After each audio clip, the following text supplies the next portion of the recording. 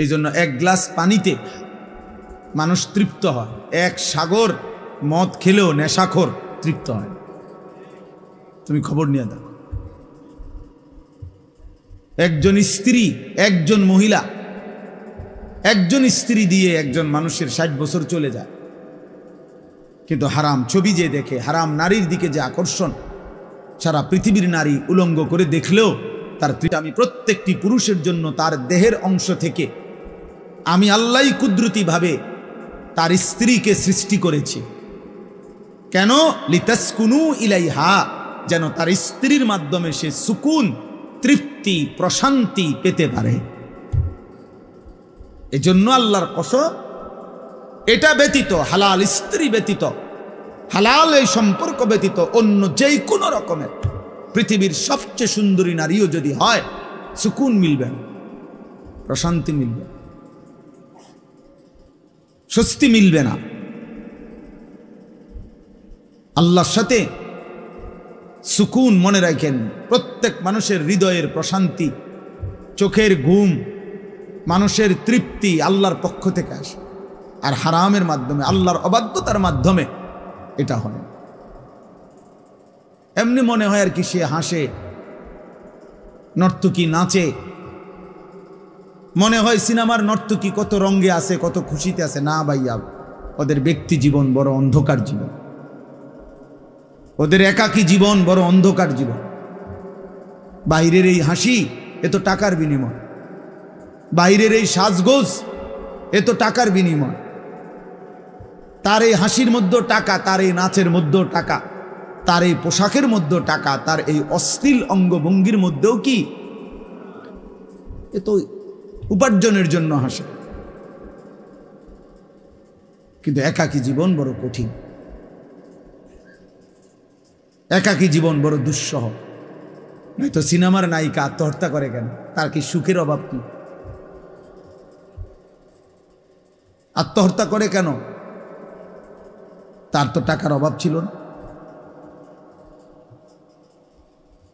আমি তো দেখছি 400 কোটি টাকার মালিক অধরে বাচ্চার মতো কাঁদে। 1-2 টাকা, 400 কোটি টাকার মালিক অঝরে কাঁদে, অঝরে। ব্যক্তি জীবন বড় কঠিন, একাকী জীবন বড়, রাত গভীরের একাকী জীবন দুঃসহ। এজন্য সব ছেলে মনে রাখো, কষ্ট পাইবা। আল্লাহকে যারা ডাকো না, যারা নামাজ পড়ো না, একটা সেজদা দিত মন চায় না, নাফরমান, মনে রাখো সুখ মিলবে না। জাহান্নাম তো মিলবেই, দুনিয়াও সুখ মিলবে না। রং তামাশার এখন কেউ বলে না, কেউ ডাকে না, কেউ ফেরাচ্ছে না। তুমি তাংফাং করতে আসো, বেশি দিন থাকবে না, বেশি দিন থাকবে। খুব দ্রুত রাত চলে যায়। এখন আমরা দৌড়াই আইও মনে হয় যেন মাগরিব ধরতে পারছি না, এমন সমস্যা।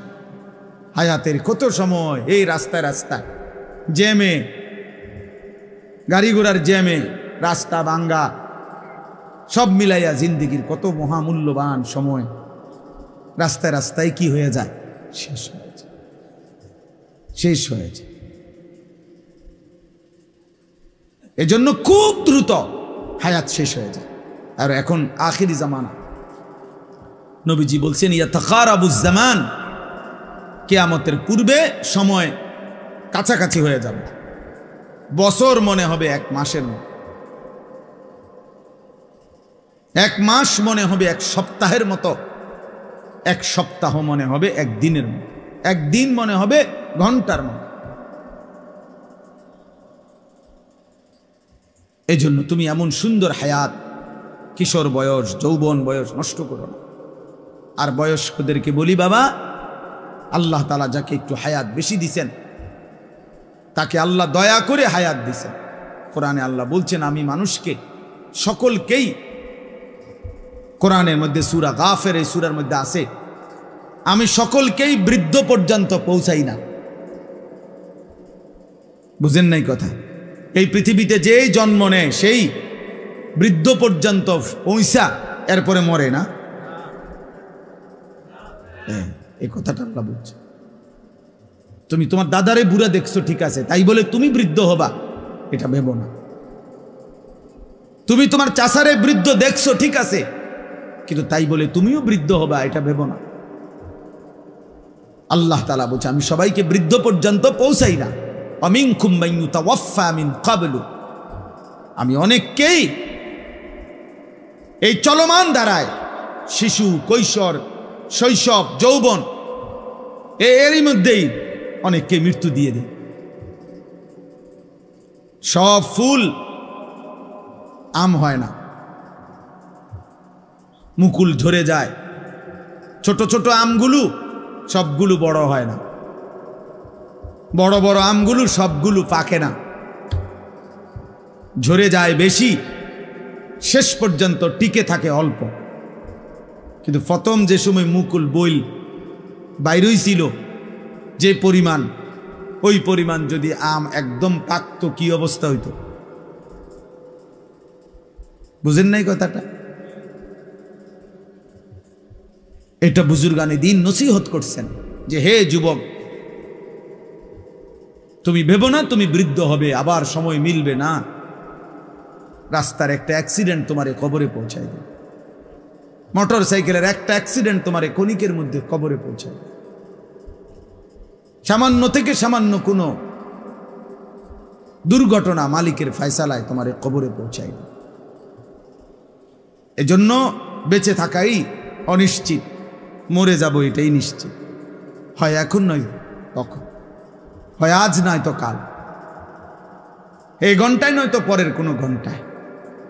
হযরত ওমর রাদিয়াল্লাহু তাআলা আনহু বলতেন, আমরা কিতাবে পড়ছি, উনি বলতেন শোনো, প্রতিদিন ঘোষণা হয় মাতা ফুলান, মাতা ফুলান, আজ অমুকের মৃত্যু হলো, আজ অমুকের মৃত্যু হলো। ওয়ালা বুদ্দা মিন ইয়াউমিন ইউকালু মাতা ওমর, শোনো একদিন এমন ঘোষণা হবে যে আজ ওমরের মৃত্যু হলো। এই ঘোষণাও হবে একদিন। এই ঘোষণা যে মুয়াজ্জিন গত 10 বছর মৃত মানুষের ঘোষণা করছে, একদিন তার নামটাও ঘোষণা, একদিন তার নামটাই অন্য কেউ বলবে অমুক মসজিদের মুয়াজ্জিন সাহেব মারা গেছে। যে ইমাম সাহেব গত 30 বছর জানাজা পড়াইছে, একদিন অন্য কেউ ওই ইমাম সাহেবের জানাজাও। আমার আব্বা 43 বছর এক মসজিদে ইমামতি করছে, কত মানুষের জানাজা পড়াইছে। তো সেই বাবার জানাজাও হয়েছে, অন্য কেউ, আমার বড় ভাই পড়াইছে। এজন্য খামখেয়ালি করো না বাপ। কেন এই একটা মোবাইল দেখতে দেখতে নষ্ট হয়ে যাইবা? কেন অপরিচিত নারী দেখে দেখে নিজেরে শেষ করে দিবে? একজন বক্তাকে মনে করেন আমারে 10 লাখ মানুষ চিনে, তাহলে আপনার লাভ কি? এতে আপনার লাভ কি? আমারে 1 কোটি মানুষ চিনলে আপনার কি? আপনার ফায়দা কি? আর আমারে কেউ না চিনলে আপনার অসুবিধা কি? কিন্তু আপনার সমস্যা তো নাই। তাইলে এখানে বক্তা পরিচিত না অপরিচিত এটা তো মূল বিষয় না, বক্তা জনপ্রিয় না অজনপ্রিয় এটাও কোনো বিষয় না। মূল বিষয় হলো আমি আমার জন্য কি আমার জন্য কি নিলাম, এটা বহুত জরুরি বিষয়। এজন্য ছেলেরাও তোমরা বুঝতে শেখো। অগণিত ছেলে তোমরা আজকে এটা বুঝো না, নিজের ভালো, নিজের কল্যাণ, নিজের দুনিয়া আখেরাতের কামিয়াবি করণীয় এটা যে বোঝে না, আত্মভোলা, ও আহম্মক ছাড়া আর কিছু, ও প্রতিবন্ধী, ও পাগল, মাথা খারাপ। এজন্য পাগল মানেই তো ওই ব্যক্তি যে পাগল দেখা যায়, ও নিজের জামা নিজে ছিঁড়ে ফেলে, চুল মোষ, চেহারা সুরত নোংরা ময়লা, তার মানে বেচারা নিজের ভালো বুঝতেছে না, এজন্যই তো সে পাগল, এজন্যই তো সে প্রতিবন্ধী। এজন্য কমপক্ষে যদি আমি এতটুকু না বুঝি, আমি কেন আসলাম, কোত্থেকে আসলাম, কে আমারে পাঠাইলো, কেন পাঠাইলো, আমি আবার ফিরে যাব কোথায়, যিনি আমাকে পাঠাইলেন তিনি কেন পাঠাইলেন, আমি যা করছি তিনি তা করতে বলছেন কিনা, আর তিনি যা করতে বলছেন আমি তা করছি কিনা। এতটুকু যোগ বিয়োগ যদি কেউ না মিলায়, জীবনের সাথে কেউ যদি হিসাব না করে, হয়তো পাগল, ও তো মাতাল, ও তো ব্রেনের সমস্যা, ও তো প্রতিবন্ধী। এই জন্য আত্ম উপলব্ধি মানে নিজেকে নিজে উপলব্ধি করা, চেনা অনেক বড় নিয়ম। এই জন্য আউলিয়া বুজুর্গরা বলে, এটা হাদিস না, বুজুর্গদের কথা, যে নিজেকে চিনল সে আল্লাহকে চিনল। এই কথার মানে এটাই। অর্থাৎ সে যখন নিজের করণীয় বর্জনীয় বুঝতে পারছে, আমার এটা করতে হবে, এটা ছাড়তে হবে, আমার জন্য এটার অনুমতি আছে, এটার অনুমতি নাই, আমার জন্য এটা হালাল, এটা হারাম, এটা আমার কর্তব্য, এটা আমার করা উচিত, এটা আমার ছাড়া উচিত। এই যে নিজের এই জিনিসগুলো যে বুঝে চিনে, তো সে আল্লাহকেও পেয়ে যায়। কারণ এইটাই তো ইবাদত, এটাই তো আল্লাহ তাআলার হুকুম। ওয়াহাদাইনাহুন নাজদাইন, কোরআনুল কারীমের মধ্যে আছে, আল্লাহ তাআলা বলেন, আমি বান্দাকে দুটি পথ আলাদা আলাদা আমি আল্লাহই সৃষ্টি করে বলে দিয়েছি। আমি দুইটা রাস্তা আলাদা বলে দিয়েছি, এটা হালাল, এটা হারাম, এটা করণীয়, এটা বর্জনীয়, এটা করো, এটা ছাড়ো। আল্লাহ বলেন আমি এটা বলে দিয়েছি। মনে করেন ছাগল আর কুকুর সাইজে দেখতে একই রকম, গঠনে শরীরের সাইজে ছাগল আর কুকুর এক সাইজে, একই গোশত রক্তওয়ালা, একই মালিকের সৃষ্টি। কিন্তু আল্লাহ তাআলাই একটাকে হালাল বলছেন আর একটাকে কি বলছেন, হারাম বলছেন। নাই তো এটা কারো মানুষের সিদ্ধান্ত। এটা ছাগল হালাল কেন আর কুকুর হারাম কেন?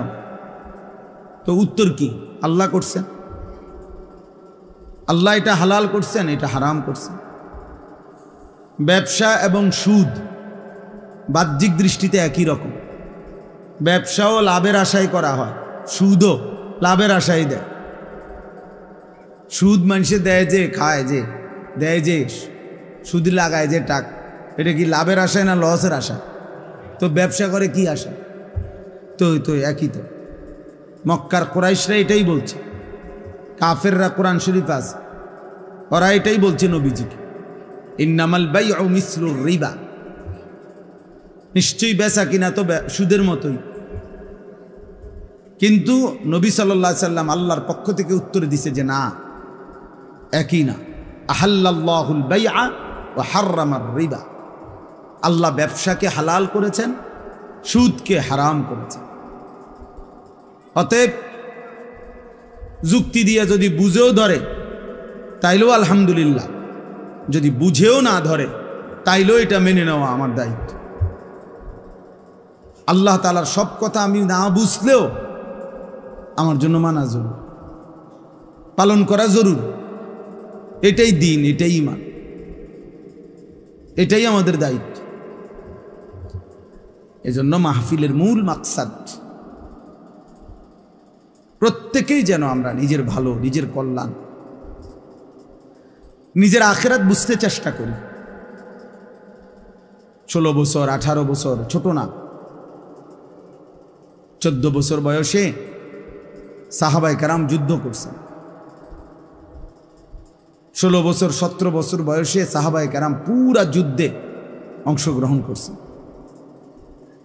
দুশ্মনের মোকাবেলায় লড়াই করছেন, ইসলামের বিজয় ছিনিয়ে আনছেন। উহুদের যুদ্ধে সর্বপ্রথম যিনি কাফেরদের বিরুদ্ধে তীর মারছেন, হযরত সাদ ইবনে আবি ওয়াক্কাস রাদিয়াল্লাহু তাআলা আনহু, তিনি তখন মাত্র 17 বছরের ছিলেন।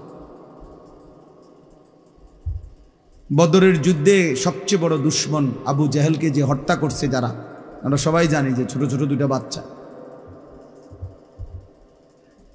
পায়ের বুড়া আঙ্গুলের মধ্যে ভর দিয়ে ছোট বাচ্চা সাহাবীরা দাঁড়াইতেন যেন লম্বা দেখা যায়। উদ্দেশ্য কি? যুদ্ধ করার জন্য। যুদ্ধ থেকে পলায়নের জন্য, বরং যুদ্ধে অংশগ্রহণের জন্য। হযরত যায়েদ ইবনে সাবিত একজন সাহাবী রাদিয়াল্লাহু তাআলা, ওনার আম্মা ওনাকে যুদ্ধের জন্য নবীজির কাছে আনছেন। নবীজি দেখছেন ওনার বয়স তখন 13 বছর। আল্লাহ নবী সাল্লাল্লাহু আলাইহি সাল্লাম ফিরিয়ে দিয়েছেন, না, এত ছোট বাচ্চা নেওয়া যাবে না। আমরা কিতাবে স্পষ্ট পড়ছি হযরত যায়েদ তখন ওনার আম্মার কাছে বলছে কাঁদতে কাঁদতে যে মা, আমি ঘরে ফিরে যাব না, যদি যুদ্ধে না নেয় নবী আমাকে। নবীজিকে বলেন আপনি আমাকে দ্বীনের নবীজির সাথে ওনার যেই কোনো কাজে আমারে লাগাইতে, আমি কোনো না কোনো কাজ আমারে দিতে বল, আমি ওইটা অন্যটা হলে অন্যটাই করুন, কিন্তু আমি ঘরে যাব না, ফিরে যাব না। আল্লাহ নবী সাল্লাল্লাহু আলাইহি ওয়াসাল্লামের কাছে বলছেন, নবীজি বললেন, উনি আবার ওনার আম্মা ওনাকে বলছেন নবীজিকে, ইয়া রাসূলুল্লাহ, আমার ছেলে ছোট হলেও কোরআন শরীফের অনেকগুলো সূরা মুখস্থ পারে। শুনাইছেন নবীজি, নবীজি এতে খুশি হয়েছেন, বুঝছেন সে অনেক মেধাবী। তখন আল্লাহ নবী সাল্লাল্লাহু আলাইহি সাল্লাম বললেন, মক্কার এই সীমানার পরে আরবের অন্যান্য অঞ্চলে কিছুটা ভিন্ন ভিন্ন ভাষা আছে,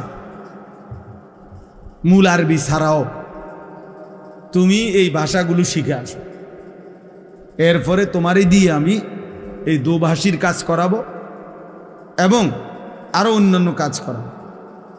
উনি ঠিকই দূর দূরান্ত অঞ্চলে গিয়ে লম্বা সময় থেকে আরবি ছাড়াও আরো একাধিক ভাষা শিখছেন, নবীজির কাছে আসছেন। পরবর্তী জীবন নবীজির ইন্তেকাল পর্যন্ত আল্লাহ নবী সাল্লাল্লাহু আলাইহি সাল্লাম ওনাকে দিয়ে দুইটা কাজ করাইতেন। এক, কোরআন শরীফ নাজিল হলে সর্বপ্রথম যিনি কোরআন শরীফ নবীজির লিখতেন উনি এই সাহাবী, এই ছোট মিয়া। আর ওই অন্যান্য দূর দূরান্তের অঞ্চল থেকে যদি কোনো মানুষ আসতো তো তাদের কথা ট্রান্সলেট করা, তাদের কি বলছে এই কথাটা বুঝাইয়া বলা, আবার নবীজিরটা হ্যাগো কাছে বুঝাইয়া বলা, এই দোভাষীর দায়িত্বটা এই সাহাবীকে দিয়ে আল্লাহ নবী করাইতেন। তাইলে দেখেন ছোট্ট সাহাবী কিন্তু হিম্মত করছে, ইসলামের কত বড় খেদমত আল্লাহ তাআলা ওনার কাছ থেকে নিয়েছে। এজন্য আজকে নওজোয়ান ছেলেরা, তোমরা বাবা মাও গাফেল, সন্তানরাও গাফেল। বাপ মাও মনে করে 16 বছর 18 বছর এখনো ছোট, আর সন্তান নিজেও মনে করে এত অল্প বয়সে আমার করার কিছু নাই, যদি কিছু নামাজ রোজা করতেও হয় এটি বুড়া হইলে, অসল হইলে। এতে করে উম্মতের এই বড় অংশ, প্রজন্মের এই মূল যেই অংশ যুবক শক্তি সামর্থ্যের মূল অবস্থা যেটা, এই নওজোয়ান যেই কোনো, আমরা সবাই এটা বুঝি, কোরআন শরীফে আছে আল্লাহ তাআলা বলছেন মানুষকে যে তোমার 3টা অবস্থা, প্রথম তুমি দুর্বল, এরপরে তুমি সবল, এরপরে পুনরায় দুর্বল। ছোট্টবেলায় তুমি ছিলে দুর্বল, যৌবনকালেই তুমি কেবল সবল, আবার তুমি যখন বৃদ্ধ হবা, যদি হায়াত পাও, তাইলে আবারও দুর্বল। তাহলে মাঝখানে শক্তি সামর্থ্য, সবল সুস্থ কওয়াত কোরআনে আল্লাহ বলছে সেটা যৌবনকাল। তাহলে দেশ গড়া, পৃথিবী গড়া, ইসলামের খেদমত করা, আল্লাহর দ্বীনের জন্য জান বাজি রাখা, কালেমার পতাকা পৃথিবীর প্রান্তে পৌঁছানো, শেষ প্রান্তে মজলুমের পক্ষে লড়া, জালেমের বিরুদ্ধে রুখে দাঁড়ানো, ইসলামের জন্য যত ত্যাগ কোরবানি সব কিছু করতে হবে এই যৌবনকাল। এই সময়টাই মূলত করার মৌসুম ছিল পৃথিবী গড়বার। আমরা কিতাবে বারবার পড়ছি, আল্লাযীনা নাসারুর রাসূল সাল্লাল্লাহু আলাইহি ওয়াসাল্লাম ওয়া হুম শাবাব। এটা রাগ করবেন না, এটাই ইতিহাস, কিতাবে স্পষ্ট আছে। আমার কাছে এই গাড়িতে আমার এই কিতাব আছে, আমি সবসময় যে আরবি কিতাবটা পড়ি, ওখানে আছে যে আল্লাহ নবী সাল্লাল্লাহু আলাইহি সাল্লামের 23 বছরের নবুয়তের জীবনে সবচেয়ে বেশি সাহায্য ওনাকে যারা করেছেন তারা ছিলেন যুবক। ওয়াল্লাযীনা আদু, আর যারা আল্লাহ রসুলের সবচেয়ে বেশি বিরোধিতা করছেন 23 বছরে গড়ে, তারা ছিল বৃদ্ধ। বয়স্ক লোকগুলো বিরোধিতা করছে বেশি, যুবকগুলো সহযোগিতা করছে বেশি। নবীজি বলে কোনো বুড়াই সহযোগিতা করে না, হ্যাঁ করছে, মানে গড় হিসাব বললাম আর কি, বুঝেন নাই কথাটা।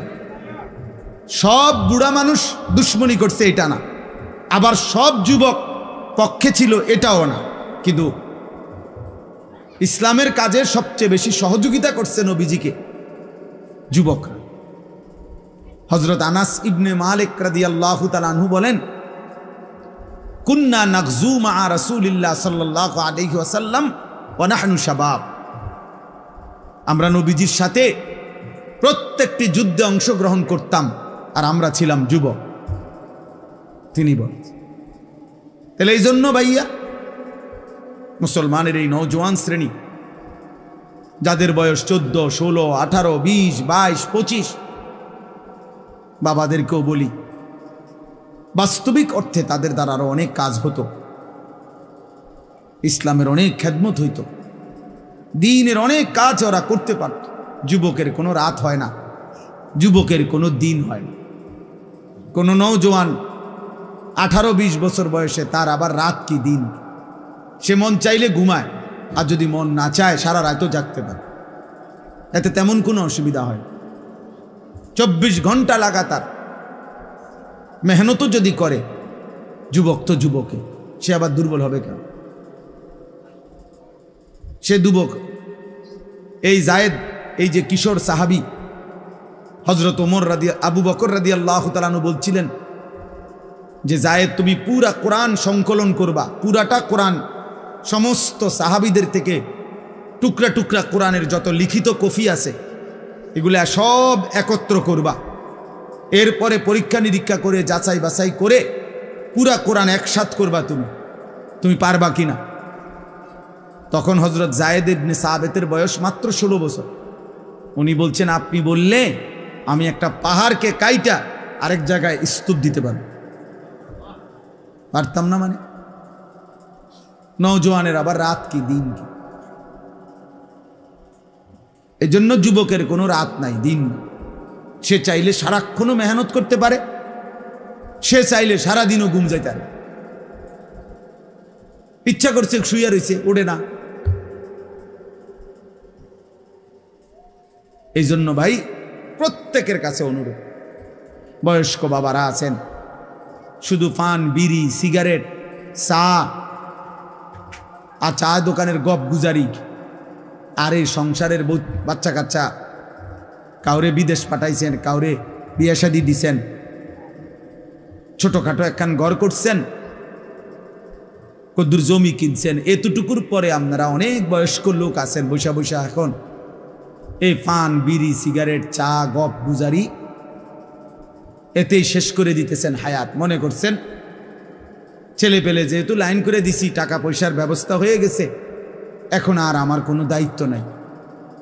অথচ আল্লাহর কসম, একজন মুসলিম বাবা মায়ের দায়িত্ব কখনোই সন্তানের বাড়ি ঘর না। ইসলাম এটা বলে নাই ঘর দুয়ারের ফিকির করতেই হবে, মূল ফিকির এটা ছিল না। দায়িত্ব মূলত এটা নয়, ওটা এমনিই মিলে যাবে। দুনিয়া যাকে যেটুক আল্লাহ দেওয়ার, এগুলো আল্লাহ তাআলা এমনিতেই দেয়, আসলেই এমনিতেই দেয়। আপনি দেখেন, কিন্তু আল্লাহ তাআলা দায়িত্ব দিচ্ছেন, ওয়া'মুর আহলাকা বিস-সালাহ ওয়াসতাবির আলাইহা, আপনি আপনার পরিবারের সদস্যদেরকে নামাজের আদেশ করুন এবং আপনি নিজেও নামাজের উপরে মজবুত থাকুন।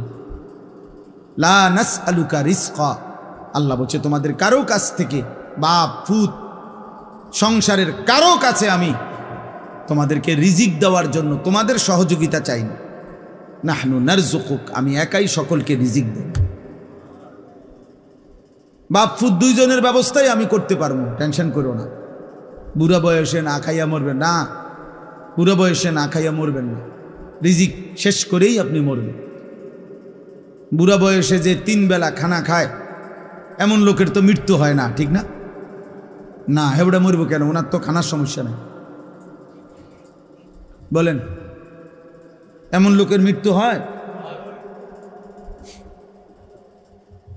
খাইস নোয়াখালী শ্রোতা আসছে,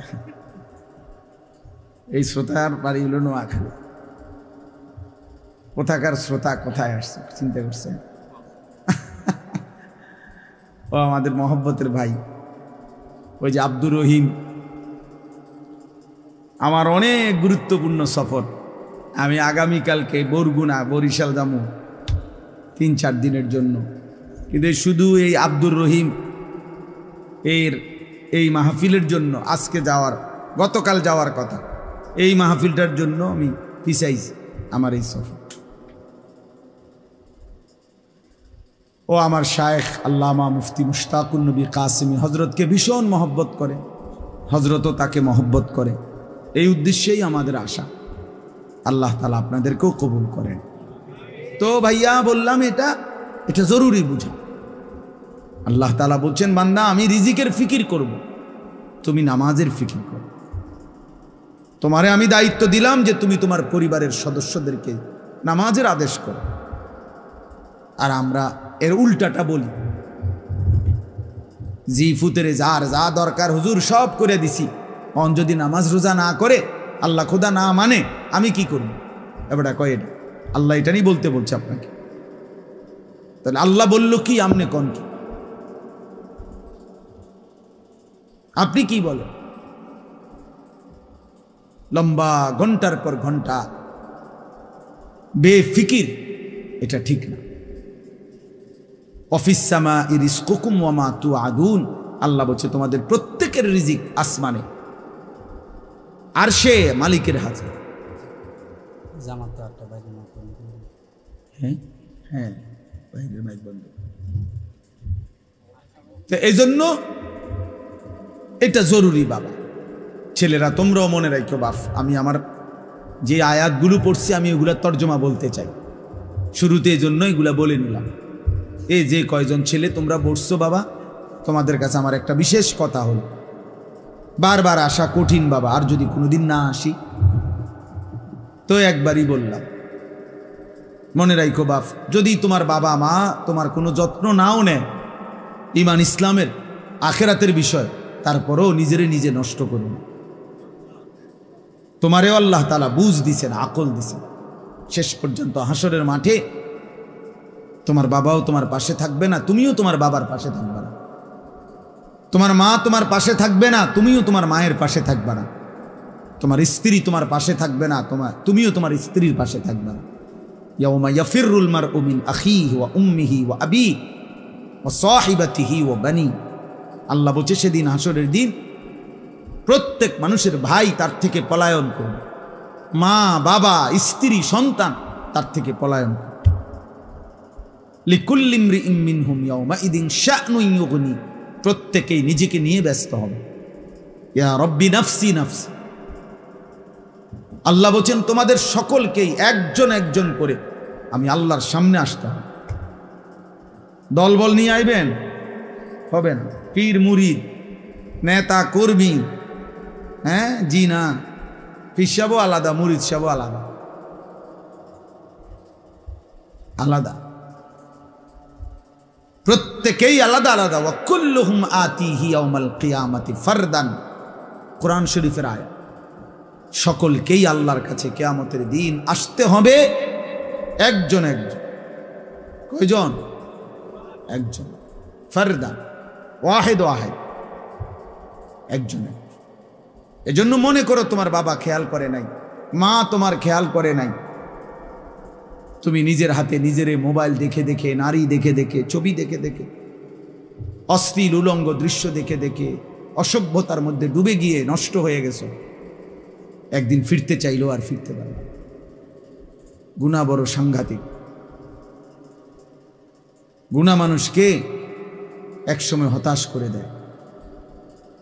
কত মানুষ আছে এ হারাম প্রেম করতে করতে একটা সময় আত্মহত্যা করে। কালকে রাত্রে এক ছেলের সাথে আমি কথা বলছি।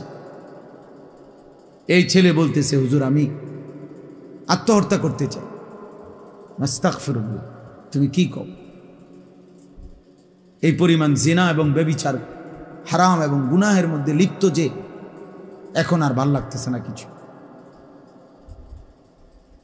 অনেক সান্ত্বনা দিছি, দাওয়াত দিছি আমার মাদ্রাসায়, তুমি আইসো। অল্প বয়সী নওজোয়ান ছিল, এজন্য গুনাহ শেষ পর্যন্ত তোমারে হতাশ করে দিবে, অস্থির বানায় রাখবে। নারী ছবি, হারাম দৃশ্য, কসম আল্লাহর, আমরা কিতাবে বারবার পড়ছি, মানুষকে সুকুন দেয় না, মানে স্থিরতা দেয় না, তৃপ্তি দেয় না, বরং তৃষ্ণা বাড়ায়, নেশা বাড়ায়, গুনার মাত্রা আরো বাড়ায়, কিন্তু শেষ পর্যন্ত তৃপ্ত হয়।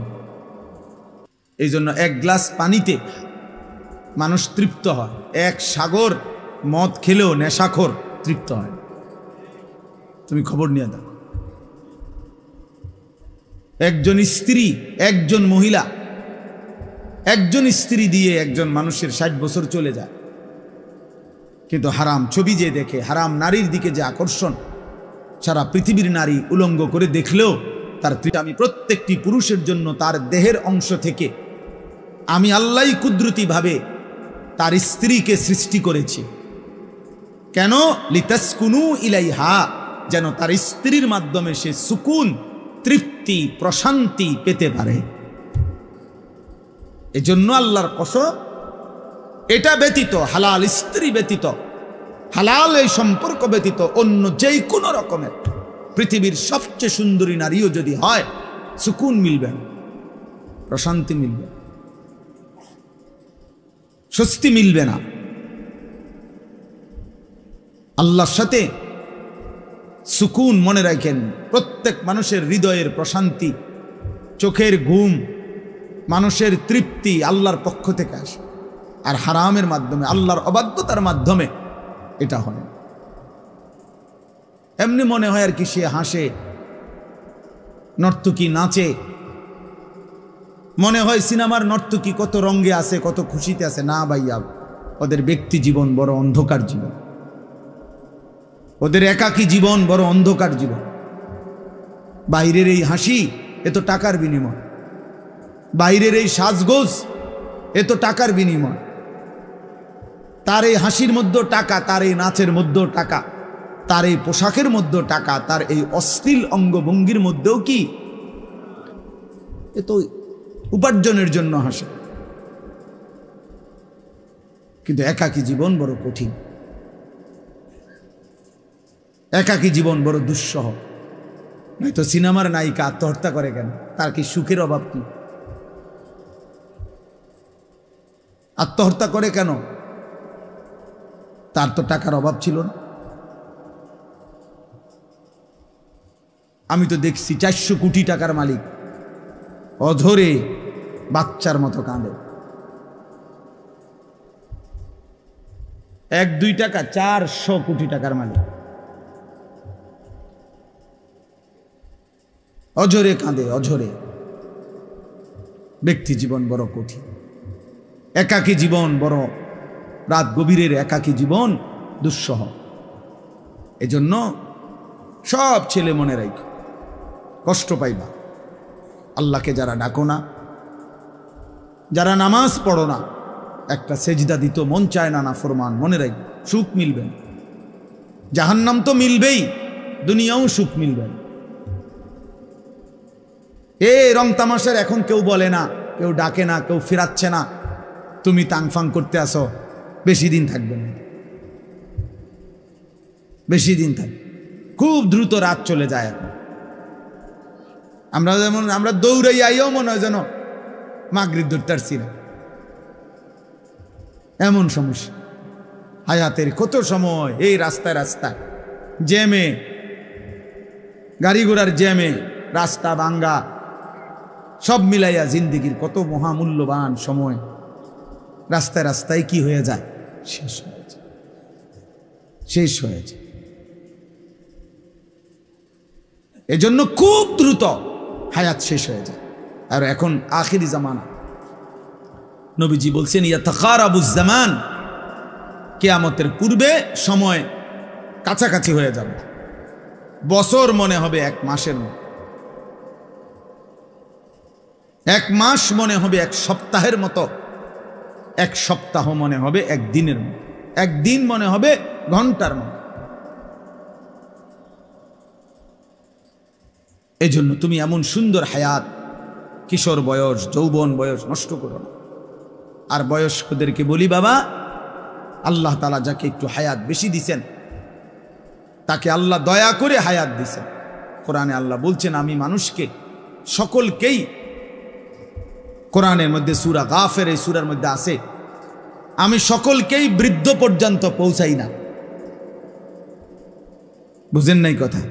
এই পৃথিবীতে যেই জন্ম নেয় সেই বৃদ্ধ পর্যন্ত পৌঁছা, এরপরে মরে না। এই কথাটা আল্লাহ বলছে। তুমি তোমার দাদারে বুড়া দেখছো, ঠিক আছে, তাই বলে তুমি বৃদ্ধ হবা এটা ভেবো না। তুমি তোমার চাচারে বৃদ্ধ দেখছো, ঠিক আছে, কিন্তু তাই বলে তুমিও বৃদ্ধ হবা এটা ভেবো না। আল্লাহ তাআলা বলছে, আমি সবাইকে বৃদ্ধ পর্যন্ত পৌঁছাই না। ওয়ামিনকুম মান ইউতাওয়াফা মিন ক্বাবলু, আমি অনেককেই এই চলমান ধারায়, শিশু, কৈশোর, শৈশব, যৌবন, এরই মধ্যেই অনেককে মৃত্যু দিয়ে দেয়। সব ফুল আম হয় না, মুকুল ঝরে যায়। ছোট ছোট আমগুলো সবগুলো বড় হয় না, বড় বড় আমগুলো সবগুলো পাকে না, ঝরে যায় বেশি, শেষ পর্যন্ত টিকে থাকে অল্প। কিন্তু প্রথম যে সময় মুকুল বইল বাইরই ছিল যে পরিমাণ, ওই পরিমাণ যদি আম একদম পাকতো কি অবস্থা হইতো? বুঝেন নাই কথাটা? এটা বুজুর্গানে দিন নসিহত করছেন যে, হে যুবক, তুমি ভেবো না তুমি বৃদ্ধ হবে, আবার সময় মিলবে না। রাস্তার একটা অ্যাক্সিডেন্ট তোমারে কবরে পৌঁছায় দেবে, মোটর সাইকেলের একটা অ্যাক্সিডেন্ট তোমারে ক্ষণিকের মধ্যে কবরে পৌঁছায় দেবে। সামান্য থেকে সামান্য কোনো দুর্ঘটনা মালিকের ফয়সালায় তোমারে কবরে পৌঁছায় দেবে। এজন্য বেঁচে থাকাই অনিশ্চিত, মরে যাব এটাই নিশ্চিত। হয় এখন নয় তখন, হয় আজ নয় তো কাল, এই ঘন্টায় নয় তো পরের কোনো ঘন্টায়। হযরত ওমর রাদিয়াল্লাহু তাআলা আনহু বলতেন, আমরা কিতাবে পড়ছি, উনি বলতেন, শোনো, প্রতিদিন ঘোষণা হয়, মাতা ফুলান, মাতা ফুলান, আজ অমুকের মৃত্যু হলো, আজ অমুকের মৃত্যু হলো। ওয়ালা বুদ্দা মিন ইয়াউমিন ইউকালু মাতা ওমর, শোনো, একদিন এমন ঘোষণা হবে যে আজ ওমরের মৃত্যু হলো। এই ঘোষণাও হবে একদিন। এই ঘোষণা যে মুয়াজ্জিন গত 10 বছর মৃত মানুষের ঘোষণা করছে, একদিন তার নামটাও ঘোষণা, একদিন তার নামটাই অন্য কেউ বলবে, অমুক মসজিদের মুয়াজ্জিন সাহেব মারা গেছে। যে ইমাম সাহেব গত 30 বছর জানাজা পড়াইছে, একদিন অন্য কেউ ওই ইমাম সাহেবের জানাজাও। আমার আব্বা 43 বছর এক মসজিদে ইমামতি করছে, কত মানুষের জানাজা পড়াইছে। তো সেই বাবার জানাজাও হয়েছে, অন্য কেউ, আমার বড় ভাই পড়াইছে। এজন্য খামখেয়ালি করো না বাপ। কেন এই একটা মোবাইল দেখতে দেখতে নষ্ট হয়ে যাইবা? কেন অপরিচিত নারী দেখে দেখে নিজেরে শেষ করে দিবে? ওই নারী তো রাস্তার নারী, বেহায়া বেপর্দা নারী। আপনারা যারা আছেন উপার্জন করেন, আপনি কেন হারাম খাচ্ছেন? এই পৃথিবীর কোনো হারামখোরও তো তার পরিবারের সব চাহিদা পূরণ করতে পারে না। আপনি পারবেন কেন? কেন সুদ খান? কেন কিস্তি নেন? কেন হারাম খান? ওজনে কম দেন, মিথ্যা বলেন, বাটপারি করেন, অবৈধ উপার্জন করেন, বলেন হারামখোর। কই এই পর্যন্ত একটা নাফরমানের, একটা হারামখোরের প্রমাণ দেখান পৃথিবীতে যে উনি ওনার জীবনের সব চাহিদা পূরণ করে গেছে? আছে কোথাও কেউ? আমরা তো সারা পৃথিবীর ইতিহাস আলহামদুলিল্লাহ বারবার পড়ছি। আমার জীবনে আমি সবচেয়ে বেশি যদি কিছু পড়ি আল্লাহর কোরআন রাসূলের সুন্নাহর পরে অন্য কোন বিষয়ে সবচেয়ে বেশি পড়ছি যদি বলা হয়, আমি ইতিহাস সবচেয়ে বেশি পড়ছি, এখনো পড়ি, আমার অভ্যাস এটা। এই পৃথিবীর ইতিহাস বারবার পড়ছি, কত রাজা, কত মহারাজা, কত গল্প, কত ক্ষমতাধর, কত বাদশাহ, তারা কেউই তাদের চাহিদা পূরণ করে যাইতে পারে। বাদশাহ ইস্কান্দার বলা হয় যে উনি দিগ্বিজয়ী বাদশাহ ছিলেন। এত বড় বাদশাহ, সারা পৃথিবীব্যাপী যারা বাদশাহী করছেন, উনি মৃত্যুর পূর্বে ওনার খাদেমকে বলছিলেন যে আমার মৃত্যুর পরে তোমরা আমার লাশ কাফনের কাপড় পরাইয়া আমার দুইটা হাত খালি রাখবা, কাফনের কাপড় থেকে আলাদা রাখবা, আর আমার লাশটা খাটের মধ্যে করে এরপরে পুরা রাজধানীটা লাশটা আমার ঘুরাইবা, আর দুইটা হাত যেন খালি থাকে, মানে কাফনের কাপড়ের বাইরে থাকে, এমনি ঘুরাইয়া নিবা, নিয়া এরপরে দাফন করে। তো লোকেরা দেখছে ওনারে এভাবে ঘুরাইয়া নিছে। তো ওই জামানার যারা বুজুর্গ আল্লাহর প্রিয় বান্দারা ছিলেন তারা চিৎকার দিয়া অঝরে তখন এই দৃশ্য দেখে কাঁদতে শুরু করছে। তো লোকেরা জিজ্ঞাসা করছে, হুজুর আপনারা কাঁদেন কেন? বলছে, হায় শোনো, বাদশাহ ইস্কান্দার বুঝায় গেল যে আমার মতো দিগ্বিজয়ী বাদশাহ যখন কবরে যায় খালি হাতে যায়।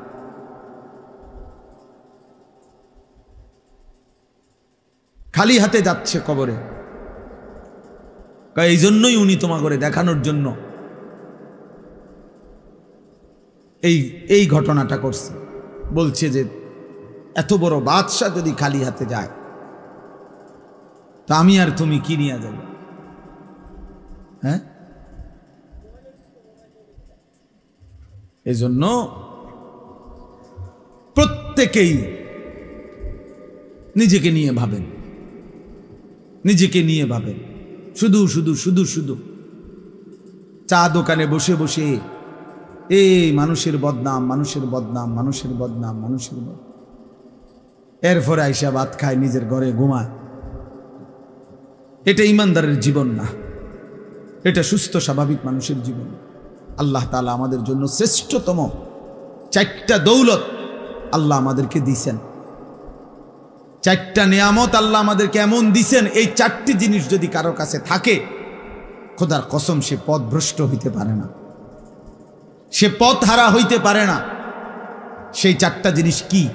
1 নাম্বার আল্লাহ আমার রব, 2 নাম্বার মুহাম্মদ সাল্লাল্লাহু আলাইহি সাল্লাম আমার রাসূল, 3 নাম্বার কোরআন আমার কিতাব, 4 নাম্বার ইসলাম আমার ধর্ম। এই 4টি নিয়ামত আল্লাহ যার রব, মুহাম্মদ সাল্লাল্লাহু আলাইহি সাল্লাম যার রাসূল, কোরআন যার কিতাব, ইসলাম যার ধর্ম, সে পথভ্রষ্ট হবে কেন? সে জাহান্নামী হবে কেন? সে দুশ্চরিত্র হবে কেন? সে লম্পট হবে কেন? সে চরিত্রহীন হবে কেন? বলে, তাহলে আমরা যারা কমপক্ষে এখানে বসছি, আমরা কি এটা বুঝি না যে আমাদের এই 4টা নিয়ামত আল্লাহ দিছেন? আমাদের রব কে? আমাদের রাসূল কে? আমাদের কিতাব কি? আমাদের ধর্মের নাম কি? তাইলে পথ হারাবে কেন? নাফরমান হবে কেন? আল্লাহর অবাধ্য হবে কেন? আল্লাহ তো আমাদেরকে শ্রেষ্ঠ, আল্লাহ সর্বশ্রেষ্ঠ, মুহাম্মদ সাল্লাল্লাহু আলাইহি সাল্লাম তিনিও সর্বশ্রেষ্ঠ, কোরআন এটাও সর্বশ্রেষ্ঠ, ইসলাম এটাও সর্বশ্রেষ্ঠ, আমরাও সর্বশ্রেষ্ঠ উম্মত। তাহলে উম্মত যেমন খাইরে উম্মত, সর্বশ্রেষ্ঠ উম্মত, উম্মতকে নিয়ামত দিছে সর্বশ্রেষ্ঠ নিয়ামত। সবই তো 100-100 দিছিল আমাদেরকে, আমরা ছেড়ে দিলাম কোরআন। বুড়া মিয়া বুড়া মানুষ, সকালটা না হইতে সাদওয়ানে দরবারে খবর হইতো, খবর শুনবো, দেশের খবর, সিএনজি উল্টাইছে, বাস কাইতে গেছে, অমুখানে মারামারি হইছে, তমুখানে আগুন লাগছে। তো আপনি জান আগুন লাগছে, খবর তো পাইলেন, এখন কি আগুন নিবান? কথা বোঝেন না? এমনি চিটাগাঙে একটা সিএনজি উল্টাইয়া গেছে, আপনি দৌড় দেন না? সিএনজিটা আপনি আলগি দিয়া ধরেন গিয়া, আপনি না খবর শুনলেন? বলেন, এই খবরের জন্য ব্যস্ত, অথচ খবর শুনে আপনি কি করলেন? কিন্তু আপনার আখিরাতের খবর কই? আপনি যে ওযু করেন, এই ওযু ঠিক মতো হয় কিনা? আপনার ফরজ গোসল ঠিক মতো আদায় হয় কিনা? আপনার রুকু, আপনার সেজদা, আপনার সূরা, আপনার কেরাত, আত্তাহিয়াতু ঠিক মতো পড়তে পারেন না, দুরূদ শরীফ ঠিক মতো শুদ্ধ বলতে পারেন না, দোয়ায়ে মাসুরা শুদ্ধ বলতে পারেন না, সুবহানাকাল্লাহুম্মা এটা ঠিক মতো বলতে পারেন না, রুকুর তাসবিহ, সেজদার তাসবিহ এগুলোও শুদ্ধ বলতে পারেন না। অসংখ্য মুসলমান, লাখ লাখ মুসলমান এত ভুল, এত অশুদ্ধ নিয়ে বাবা নাম্বার মিলবে কিংবা আখিরাত কেমনে মিলবে? আল্লাহর কসম বলি, কোরআনে আল্লাহ বলছে, কোন আমল অশুদ্ধ হলে, ভুল হলে খোদার কসম এই আমল আল্লাহ কবুল করে না। যার সূরা কেরাত অশুদ্ধ, তার নামাজ হয় না, হয় না, হয় না বেটা। আমি বললাম হয় না। বুড়া মিয়া তুমি 90 বছর পড়ো, আপনি 90 বছর, 90 বছরও আপনার নামাজ হবে না। আমার নাম আনিসুর রহমান, আমি বললাম। মস্কারি পাইছেন ইসলাম? হ্যাঁ, আপনি আপনার মন মতো সোহানাবিল আজিম, সোহানাবিল আজিম, সোহানাবিল আজিম, আর আপনার ফেরেশতা আপনি নেকি দিয়া ফুরেল, আপনি তামসা পাইছেন? ইসলাম তামসা আপনার? হ্যাঁ, আপনার কাছে ঠেকে গেছে ইসলাম। জান্নাতের লোক অভাব পড়ে গেছে যে আপনার যেমন আতফাও ধরে হইলেও জান্নাতে নিতেইব। তাহলে আপনি এগুলো কি পড়েন? এগুলো কি পড়েন? আতায়াতুলিল্লাহ সাল্লাতু তাইয়্যিবাতু আসসালামু আলাইকা নবী ওয়া রাহমাতুল্লাহি ওয়া বারাকাতুহু আসসালামু আলাইনা ওয়া আলা আলিহি ওয়া সাহবিহি আশহাদু আল্লা ইলাহা ইল্লাল্লাহ ওয়া আন্না মুহাম্মাদান রাসূলুল্লাহ সাল্লাল্লাহু আলাইহি ওয়া সাল্লাম আলা ইবনে ওয়া আলা আলিহি ওয়া সাহবিহি ওয়া বারাকা মুহাম্মাদ ওয়া আলা আলিহি ওয়া বারাকা আলা ওয়া আলা আলিহি ওয়া সাহবিহি আল্লাহুম্মা ইন্নী যালামতু নাফসি যুলমান রায়া ফুরুজুন বিল আনতা ফাগফির লিনা ফারাতাম মিন ইনদিকা রাহমাতান ইন্নাকা আনতাল গফুরুর রাহিম। আসসালামু আলাইকুম ওয়া রাহমাতুল্লাহ। আসসালামু আলাইকুম ওয়া রাহমাতুল্লাহ। সুবহানাল্লাহ, সুবহানাল্লাহ, সুবহানাল্লাহ, সুবহানাল্লাহ, সুবহানাল্লাহ, আলহামদুলিল্লাহ, আলহামদুলিল্লাহ, আলহামদুলিল্লাহ, আল্লাহু আকবার, আল্লাহু আকবার, আল্লাহু আকবার, আল্লাহু আকবার। শেষ। ফাজলামি করেন? হ্যাঁ, কার সাথে ফাজলামি করেন? এটা নামাজ? এটা আত্তাহিয়াতু? কার সাথে মস্কারি করলেন? হ্যাঁ, বেহেশত আমাদের মামুর বাড়ি, হাসরের মাঠ, ফুটবল খেলার মাঠ। তাহলে ১৬ লক্ষ আম্বিয়া, আদম থেকে মুহাম্মদ সাল্লাল্লাহু আলাইহি ওয়াসাল্লাম পর্যন্ত, সমস্ত নবীরা পর্যন্ত যেই মাঠের ভয়ে দুনিয়ার হায়াতে আল্লাহর কাছে কাঁদছেন, চোখের পানি ফেলছেন, ওই মাঠের নাম হাসরের মাঠ। আপনি এটা মস্কারি মনে করছেন? নবী সুপারিশ করবে, 100 বার সত্য।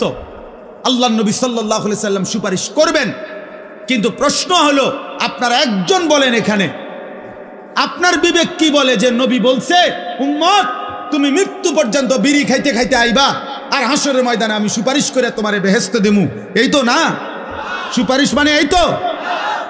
নবী বলছে উম্মত তুমি মৃত্যু পর্যন্ত সুদ খাইবা, কিস্তি লইবা, তোমার কিস্তি তোমার মরার পরে তোমার ফুতাইতে সুদ করব, তোমার সুদের টাকা তারা শোধ করব, তুমি শুধু কবরে আসবা, আমি নবী সুপারিশ করে বেহেশত দিয়ে দেব। এই তো নবী বলছে নাকি? সুপারিশের মানে এই? আপনি দি করেন সুপারিশ করবে নবী, তো মানে কি আপনি বলেন? এটার কোনো নিয়ম কানুন নাই, এটার কোনো কাগজপত্র নাই, কোনো সিস্টেম নাই না? আপনারে বলছে মৃত্যু পর্যন্ত আপনি বাটফারি করতে থাকেন, আপনি চুরি করেন, আপনি ওজনে কম দেন, আপনার মৃত্যু পর্যন্ত আপনার ঘরে টেলিভিশন চলুক, মৌত পর্যন্ত আপনার বউ বেপরদা, আপনার ফুতের বউ বেপরদা, আপনার ছেলেও ফজর পড়ে না, মেয়েও ফজরের নামাজ পড়ে না, ঘরের একটা নাফরমানও ফজরের নামাজ পড়ে না। আরে নাফরমান, এই অবস্থায় কবরে গিয়া মুক্তি মিলবে কিভাবে? সুপারিশ কি মামুর বাড়ি? হ্যাঁ, হাউজে কাউসারের ফানি দেখি সাফ কলের ফানি কেন সিপ দিলে ফানি এলাও, এটার কোনো নিয়ম নাই। হাউজে কাউসার আপনার মামার বাড়ি, আপনি গেলেই আপনারা পানি দিয়ে দিবে। হ্যাঁ, কেউ আমল নামা দেখবে না? বলেন ইকরা কিতাবাক, রব্বুল আলামিন বলবে বান্দা নিজের আমল নামা তুমি পড়ো, আগে পড়ো। কাফা বিনাফসিকাল ইয়াউমা আলাইকা হাসিবা, আল্লাহ বলে তোমার হিসাবের জন্য তুমি যথেষ্ট, হিসাব করো, তুমি ফয়সালা করো বান্দা নেকি কেমন গুনাহ কেমন, মিথ্যা বলেছো কয়টা, সত্য বলেছো কয়টা, যোগ বিয়োগ করো। তোমার বেহেশত না দোজখ তুমি তো বুঝবা, হিসাব লাগাও। লা ইউগাদিরু সগীরাতান ওয়ালা কাবীরাতান ইল্লা আহসাহা, হাসরের ময়দানে নাফরমান বলবে রব্বুল আলামিন আমার আমল নামার মধ্যে আমার জীবনের ছোট কিংবা বড় এক বিন্দুও তো বাদ যায় নাই, সব তো লেখা আছে। আল্লাহ বলবেন আমি তো আগেই বলছিলাম লেখা হচ্ছে, আমাদেরকে আল্লাহ শুনায় নাই? কথা বলেন না কেন? আমাদের জিন্দেগির জাররা জাররা বিন্দু বিন্দু লেখা হচ্ছে, এটা বলছে কিনা? তাইলে ওমা ইয়াযুবু আর রাব্বিকা মিন মিসকালি যাররাহ, আল্লাহ বলেন তোমাদের জীবনের এক জাররা বিন্দু আল্লাহর থেকে আড়াল না।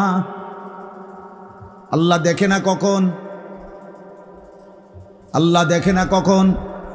আল্লাহ ঘুমায় কখন? আল্লাহ বিশ্রাম করে কখন? অবসর নেয় কখন? ভুলে যায় কখন? হারিয়ে ফেলে কখন? আয়াহসাবু আল্লান ইয়াকদিরা আলাইহি আহাদ, আল্লাহ বলে বান্দা তুমি কি ভেবেছো তোমার উপরে কারো কোনো ক্ষমতা নাই? কি ভেবেছেন? আয়াহসাবু আল্লাম ইয়ারাহু আহাদ, আল্লাহ বলে তুমি কি ভেবেছো বান্দা তোমাকে কেউ দেখে না?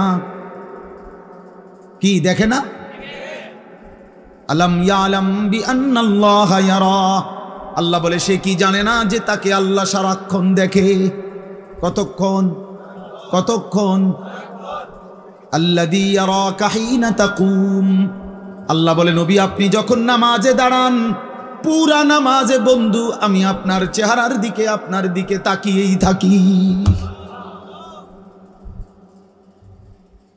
বান্দা যখন নামাজ পড়ে সেজদা দেয় রব তার দিকে তাকিয়েই থাকে, তাকিয়েই থাকে। এজন্য বাপ বুঝতে শিখেন, ভাবতে শিখেন, ভাবতে শিখেন, খামখেয়ালি করেন, খামখেয়ালি করেন। দুনিয়া হয় আমনের লগে আমি পারলাম না, নাহলে আমার লগে আমনে পারছেন না,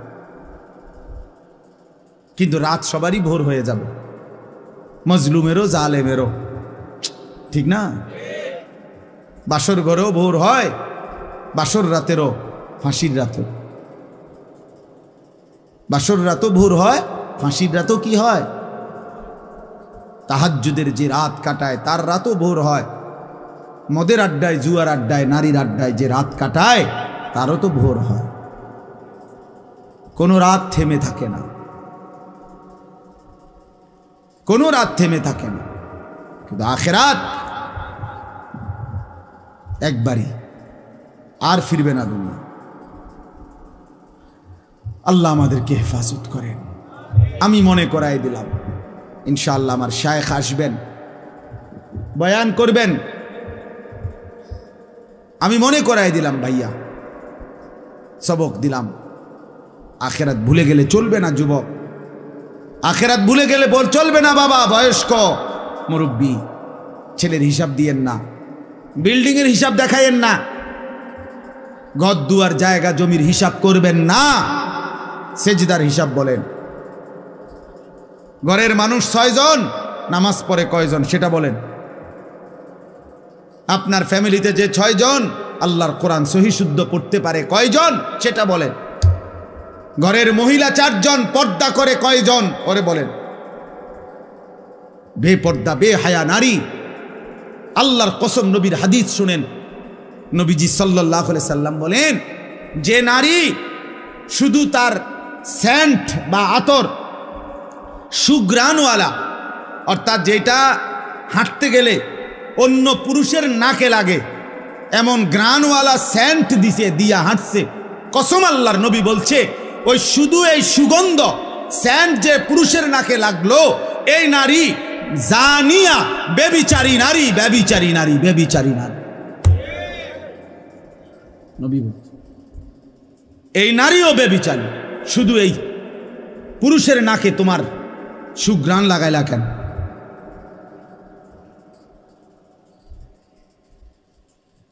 তো আল্লাহর নবী সাল্লাল্লাহু আলাইহি ওয়াসাল্লাম বলছেন এই পৃথিবীতে কোন পাপের কারণে আল্লাহ সবচেয়ে বেশি রাগ করে?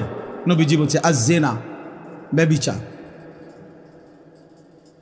পুরুষ কিংবা নারী যখন ব্যভিচার করে, জিনা করে, আল্লাহ সবচেয়ে বেশি গুসা হয়।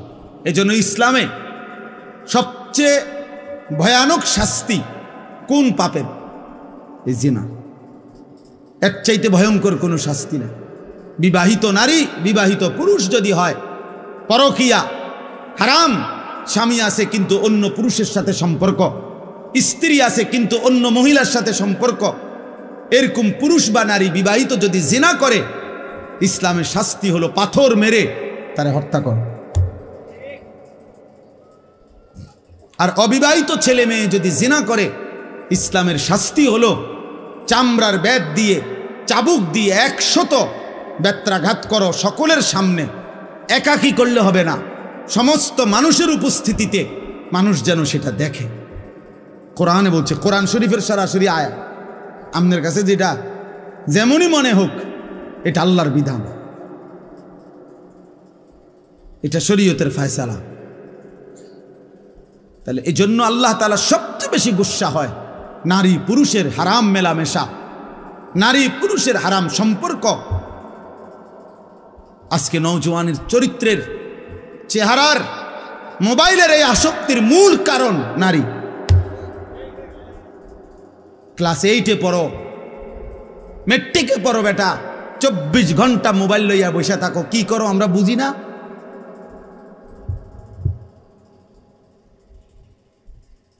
আমরা বুঝি না? চুলের এই পেখম, চুলের এই ফ্যাশন কার জন্য করছো? আমরা বুঝি না? জামার আর এই প্যান্টের এই ফ্যাশন কাকে দেখাচ্ছ?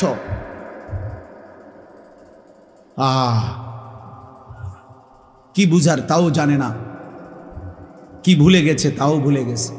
আমার শায়েখ আল্লামা মুফতি মুশতাকুব নবী কাসিম হুজুর বলে, এটা ভুল না ভি ভুল গিয়া, ভুলে গেছে যে তাও ভুলে গেছে। আল্লাহ আমাদেরকে হেফাজত করে। আমরা রাসূলুল্লাহ সাল্লাল্লাহু আলাইহি ওয়াসাল্লামের মতো শ্রেষ্ঠতম নবী, কোরআনে এই আয়াতটা এই জন্যই শুধু পড়ছি।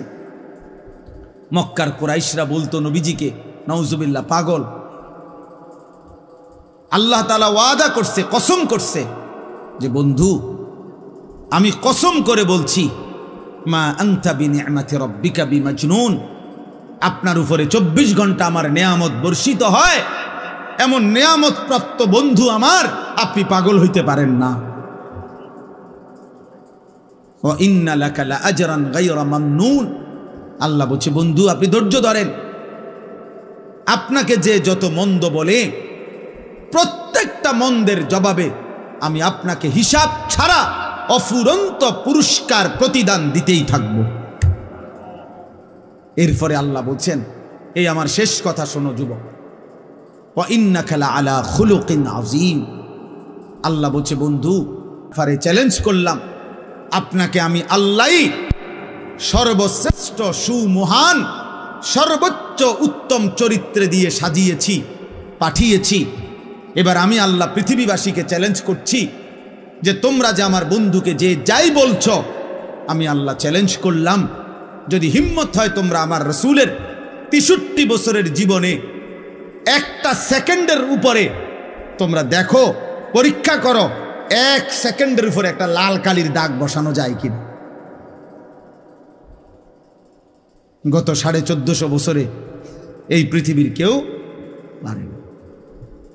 নবীর 1 সেকেন্ডের উপরে কোনো একটা লাল কালির দাগ বসাইতে পারে, নবীজির একটা নিঃশ্বাসের উপরে কেউ দাগ বসাইতে পারে নাই। যে মুহাম্মদ আরবির এই আচরণটা সুন্দর হয় নাই, উত্তম হয় নাই, এমন নাই।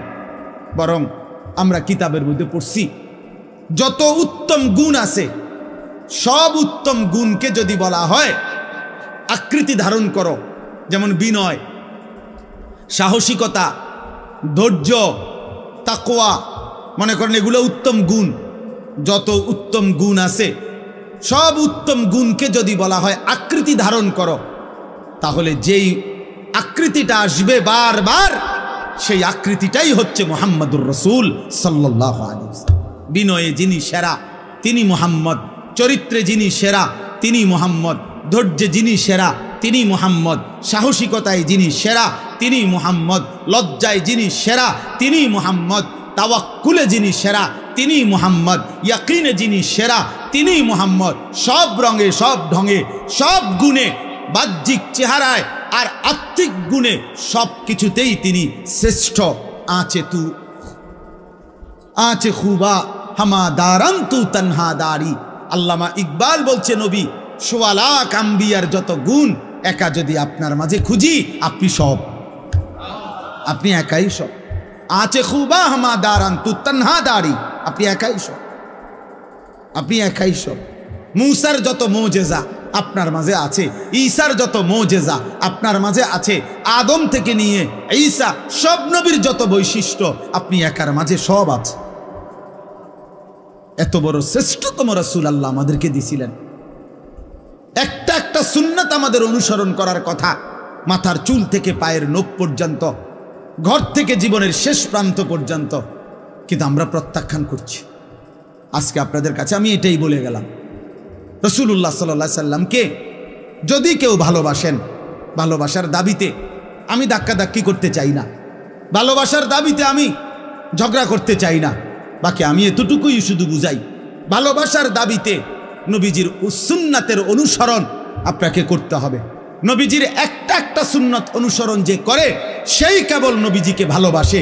যার মধ্যে নবীজির সুন্নাতের অনুসরণ নাই সে ভালোবাসার দাবিতে ধোঁকাবাজ, ধোঁকাবাজ, ধোঁকাবাজ, ধোঁকাবাজ, মিথ্যাবাদী, মিথ্যাবাদী, মিথ্যাবাদী, মিথ্যাবাদী।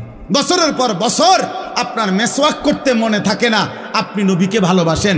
বছরের পর বছর আপনি বিড়ি সিগারেট খান, আপনি নবীকে ভালোবাসেন। মিথ্যা, মিথ্যা, ধোঁকা বেটা, ধোঁকা, ধোঁকা বেটা, ধোঁকা। হালাল হারামের কোনো পার্থক্য নাই। তুমি কিসের নবীকে ভালোবাসো? চরিত্রের কোনো, আখলাকের কোনো খবর নাই। তুমি কিভাবে নবীকে ভালোবাসো? তোমার স্ত্রী বেপর্দা, তুমি কেমনে নবীকে ভালোবাসো? তোমার ঘরে প্রত্যেক দিন রঙিন টেলিভিশনে নাচ গান, নর্তকীর ছবি, বউ বাচ্চা, জিফুত, নাতি নাতনি সিনেমা দেখে, নাটক দেখে, সারা দিন সারা রাত টেলিভিশনে। তুমি কেমনে নবীকে ভালোবাসো? তুমি চা দোকানে টেলিভিশনে বসে বসে নর্তকী দেখো, তুমি কেমনে নবীকে ভালোবাসো? কথা বললেই গালি ছাড়া কথা বলতে পারো না, তুমি কেমনে নবীকে ভালোবাসো? এরা সব মিথ্যা দাবিদার, মিথ্যা দাবিদার। শতভাগ সুন্নাত যার মধ্যে আছে, আখলাক যার মধ্যে আছে, ঈমান ইসলামের পাবন্দি যার মধ্যে আছে, সেই রসুলের আশেক, সেই রসুলের প্রেমিক, সেই নবীকে ভালোবাসে। যদি বলেন আমার মধ্যে কম আছে, আমার যেটা কম আমারও দায়িত্ব সেটা ঠিক করা, আপনার যেটা কম আপনারও দায়িত্ব এটা ঠিক করা। কথা বুঝেন নাই? আপনি এই কথা বলিয়ে হালাই দিল তো না যে আরে কত হুজুরও তো দেখছি উল্টা ফাল্টা, উল্টা ফাল্টা হোক, আপনি ঠিক করেন। কথা বোঝেন নাই আমার? আপনি ঠিক করেন। আপনি হুজুরের লগে আল্লাহর সামনে দাঁড়াইতেন না, আপনাকে আপনার একা দাঁড়াইতে হবে। অতএব এটা বললে আপনি পার পাইতেন না। দুনিয়া আপনি গাছ জোর দেখাইলে হবে না। আখেরাত, আখেরাত আসল বিষয় কি বলেন না? আখেরাত। ऐसे राहे या वैसे राहे वहाँ देखना फिर कैसे राहे। এভাবে থাকেন আর ওইভাবে থাকেন, আসল বিষয় হলো ওখানে কেমন থাকবে। অতএব এই দুই কথা শেষ, আমার কথা শেষ। এক নাম্বার আমি বলছি, কিশোর যুবক ভাই, নিজের আখলাক, নিজের আখেরাতের কথা ভাইব, নষ্ট হইও না। বয়স্ক বাবাদেরকে বলছি, আপনারা নিজের এবং পরিবারের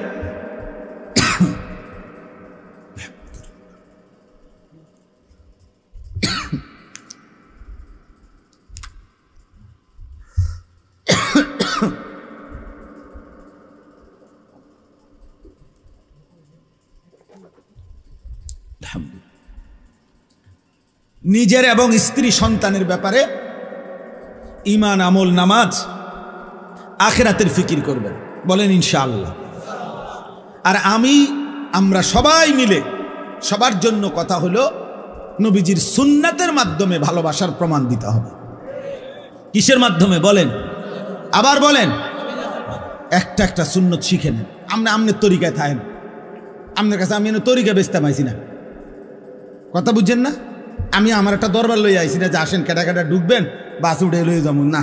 আপনি আপনার জায়গায় থাকেন, আপনি আপনার জায়গাতে থাকেন, আপনি আপনার হুজুরের কাছেই থাকেন, আপনি আপনার ফিসাবের কাছেই থাকেন, কোনো অসুবিধা নেই।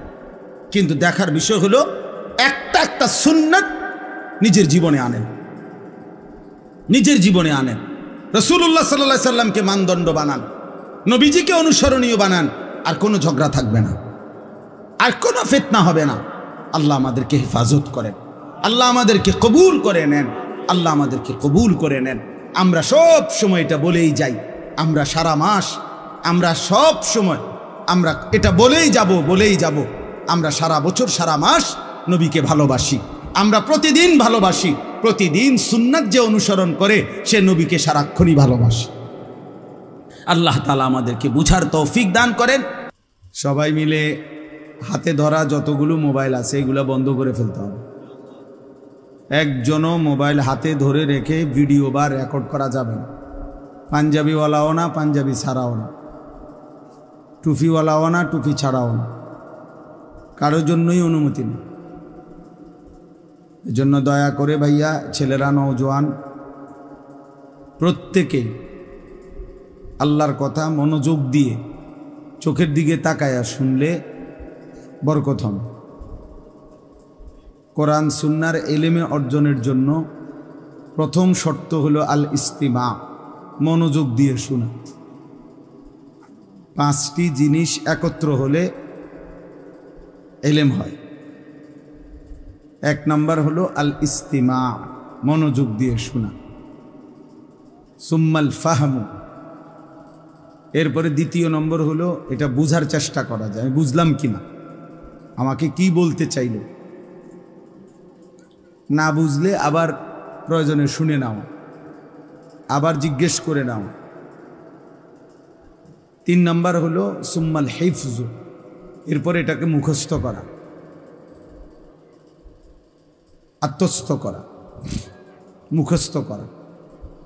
সুম্মাল আমালু, 4 নম্বরে এরপরে হলো সেটাকে আমলে পরিণত করা। এরপরে সুম্মান নাশরু, অন্যের কাছে সেটা পৌঁছানো। এই 5টা, মনোযোগ দিয়ে শোনা, বুঝা, মুখস্থ করা, আমলে পরিণত করা, অন্যের কাছে পৌঁছানো। এই 5টা হক যখন আদায় হবে তো ইলম হবে, কোরআন সুন্নাহর ইলম। হযরত ওমর রাদিয়াল্লাহু তাআলা আনহু তিনি বর্ণনা করছেন যে সূরা বাকারা পড়তে আমার মোট 8 বছর সময় লাগছে। তাহলে 8 বছর কি পড়ছে? একটা সূরা পড়তে কি 8 বছর লাগে? তাইলে মানুষ তো এক রাত্রেও কোরআন শরীফ খতম করে ফেলে, 1 বছর। হযরত উসমান রাদিয়াল্লাহু তাআলা আনহু এক দাঁড়ানোতেই তাহাজ্জুদে রাত্রিবেলা 1 রাকাতেই পূর্ণ কোরআন শরীফ 1 খতম পড়ছে। তাহলে সেটা আবার এটাই কি ওইটাই কি? তার মানে সূরা বাকারার মধ্যে আল্লাহ তাআলা যে কথাগুলো বলছেন সেগুলো পূর্ণ জিন্দেগির সাথে মিলাইতে, আমলে পরিণত করতে 8 বছর সময় লাগছে। এই জন্য সত্যিকার অর্থে ইলম অর্জনের জন্য কোরআন সুন্নাহর লম্বা সময় মনোযোগী হইতে হয়, ধারাবাহিক। এমনি আসলো বক্তা যখন যারে ভাল লাগে, যে যার ভক্ত, কেউ সুরের ভক্ত, কেউ গজলের ভক্ত, কেউ জোরে বক্তৃতা দেয়, কেউ জোরে চিৎকার মারে, কেউ জোরে হুঙ্কার মারে, কেউ স্লোগান মারে, ইত্যাদি ইত্যাদি, সেটা ভিন্ন বিষয়। এটা তো হলো আমি বক্তা চাইলাম, রং চাইলাম, এক এক বক্তার এক এক তামসা দেখলাম,